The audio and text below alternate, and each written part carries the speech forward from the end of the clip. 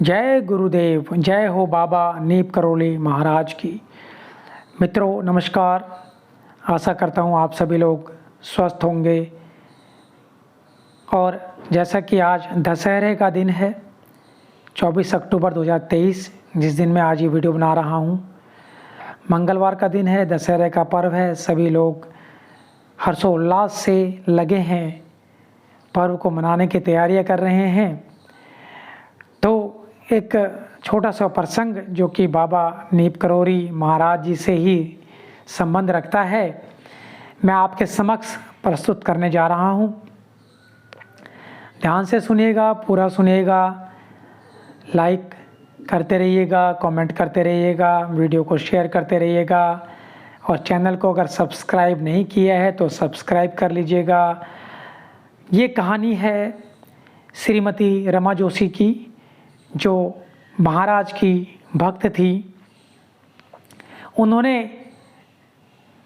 अपनी आप बीती सुनाई जो इस तरह से है,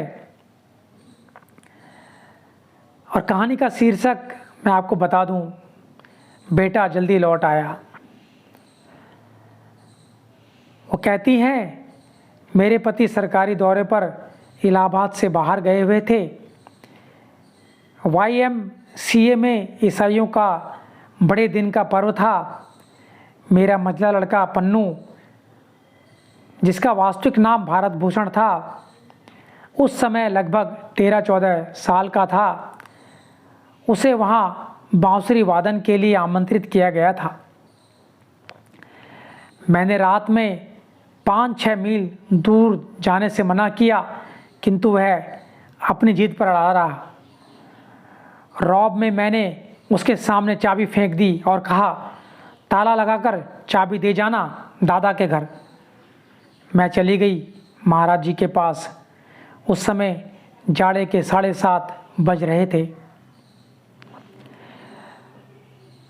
कुछ समय बाद जब पन्नू चाबी देने के लिए आया तो मैंने महाराज जी से शिकायत की, महाराज जी ये यहाँ है नहीं, और यह 4-5 मील दूर इतनी रात को जा रहा है, ईसाइयों के बीच बांसुरी बजाने, सुनसान रास्ते में कुछ हो गया तो मैं क्या करूँगी अकेले। इसे आप मनाइए ना, इसे आप मना कर दीजिए ना।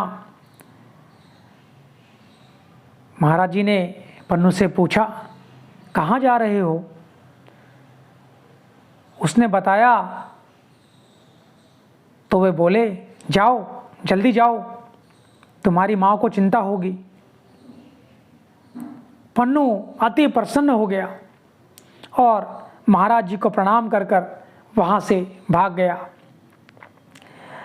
इसके बाद महाराज जी ने कुछ झुककर मुझसे कहा, ये क्या कम है कि बता कर जा रहा है। मतलब आजकल का जो दौर है या पहले का जो दौर था, बताकर अपने माता पिता को कहीं जाना एक बहुत बड़ी बात है। तो इस कहानी से हमें सीखना चाहिए कि अगर हम कहीं किसी काम से जा रहे हैं तो अपने माता पिता को अवश्य बताकर जाएं। महाराज जी की इस बात पर कुछ लोग हंस भी दिए थे। तब महाराज जी रौब से बोले, हंस क्यों रहे हो? इसने तो बताया तुम लोग, पर तुम्हारे लोग बाहर से ताला लगाकर सिनेमा देखने चले जाएंगे, तुम सोते रह जाओगे। भविष्य की स्थिति पर बाबा की एक सार्थक टिप्पणी थी है। बाबा ने एक बार दादा से कहा भी था, दादा जवानी पर किसी का जोर नहीं।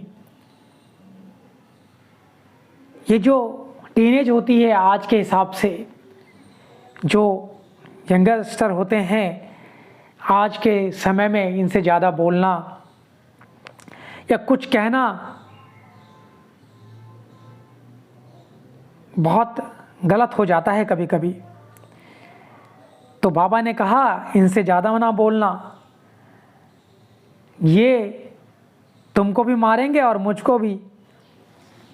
अक्ल और उम्र में भेंट नहीं होती कभी भी। फिर रमा जी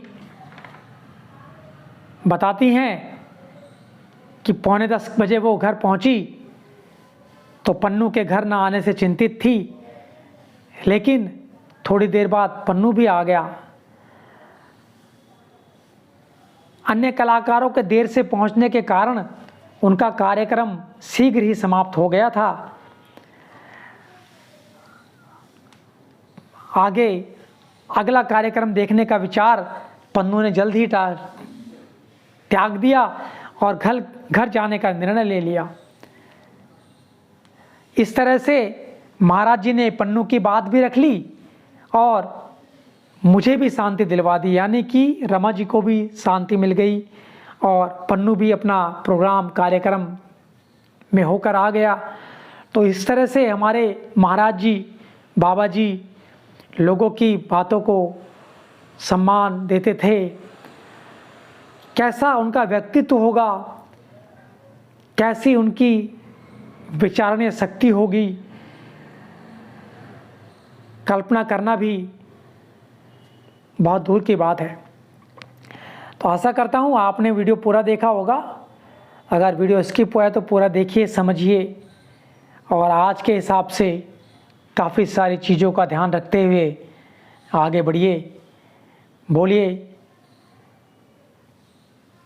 बाबा नीम करोली महाराज की जय। धन्यवाद, धन्यवाद, धन्यवाद।